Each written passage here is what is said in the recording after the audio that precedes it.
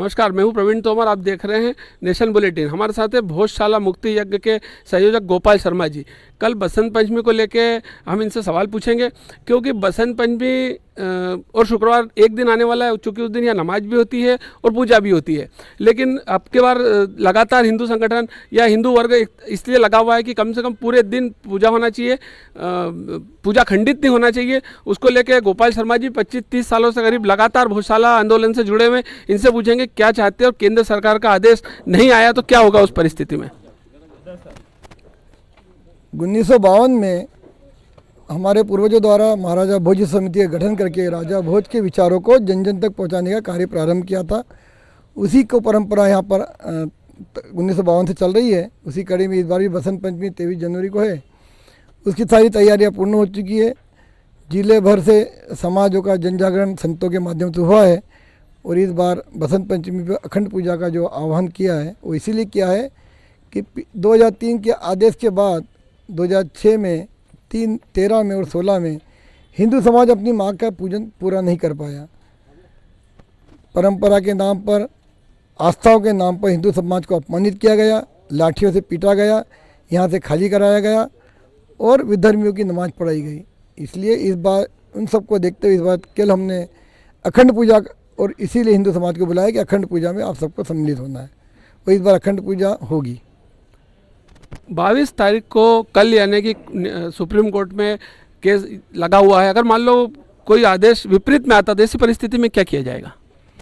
यह सवाल तो जिसने लगाई है पिटीशन उनसे पूछिए।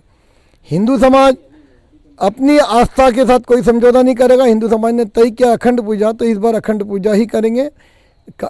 आदेश जो भी आता है तो उसका पालन प्रशासन को करना है। हम तो हिंदू समाज के साथ हैं। वो हिंदू समाज ने तय किया अखंड पूजा, तो उस अखंड पूजा करेंगे हम। इस देश में भारतीय जनता पार्टी की सरकार केंद्र में भी है, राज्य में भी है। इसके बाद भी अगर हिंदुओं को संघर्ष करना पड़ रहा है तो आप क्या कहना चाहेंगे सरकार को? या सरकार कोई किसी की भी हो साहब, हमने तो दोनों सरकार को देखा है। डंडे भी वही थे और पुट्ठे भी वही थे।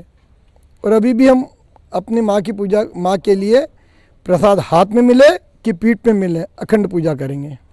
क्या आपके हिसाब से नमाज होना चाहिए या कहाँ होना चाहिए, या छत पे होगी या नहीं होगी, क्या कहना चाहेंगे? देखिए, वो बार बार कह रहे हैं कि हमारे बड़े भाई हैं, हम छोटे भाई हैं, तो आप बड़े भाई का फर्ज निभाएं। तो मैं इस शहर के काजी और यहाँ इस शहर के मुसलमानों से आग्रह करता हूँ कि हमने 2003 में, 6 में, 13 में, 16 में उनकी नमाज कराने के लिए डंडे खा लिए। हमारे पास माँ का जयंती मनाने के लिए एक ही स्थान है और वो है माँ का सरस्वती मंदिर। और उनके पास नमाज पढ़ने के लिए 24 स्थान है जहाँ वो प्रतिदिन नमाज पढ़ते हैं। हाँ, पर विकल्प होता तो वहाँ चले जाते हैं। लेकिन जो आप जो कहते हैं, बार बार अपने स्टेटमेंट देते हैं कि शहर की अमन शांति के लिए, देश की शांति के लिए हमने दुआ करी, तो इस बार 23 जनवरी को नगर में शांति रहे, इसकी जवाबदारी काजी जी आपकी है।